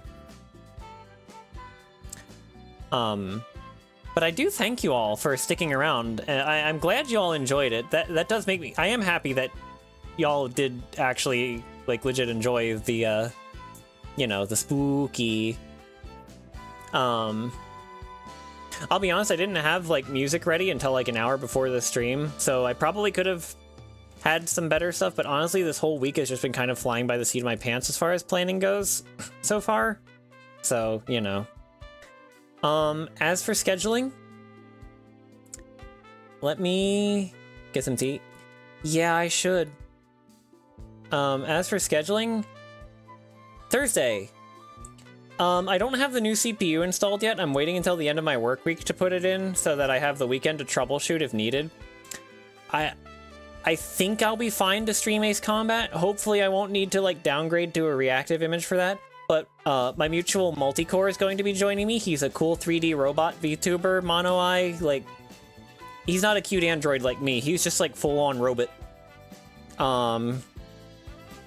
But yeah, if any of you have Ace Combat 7 and have even passing interest in joining, you're welcome to do so. Viewer participation is encouraged. Aside from that, no other plans this week. The seat of his pants, call that body lift. I get it, an aerodynamics joke. But yeah, like I said, anyone's welcome to join if you have the game and you want to play multiplayer. So the only downside would be like if the slots get full, you might have to wait. I don't know what my plans are from here. My stream plans in general have been kind of transient, especially since I'm taking a break from Half-Life 2. But we'll figure it out. But in the meantime, thank you to everyone who tuned in. I'd like to also being an hour earlier. Oh, that's true. That's right. Thank you, Northy. Thank you. Very important. It's at 7 p.m. Eastern. 7, not 8, because multicore is I believe in Europe. So 8 is late for him. So we agreed to compromise there. I do apologize for any inconvenience that might cause y'all. Hopefully it won't be too much of a problem, but either way, until then, thank you all for joining me and sticking around. I hope you had fun listening to me read Reddit for almost 2 hours. And yeah, I can't think of anything else. Good night, everyone. Happy Halloween, and have a good evening, Oz, in particular, when you get home. Bye-bye, y'all.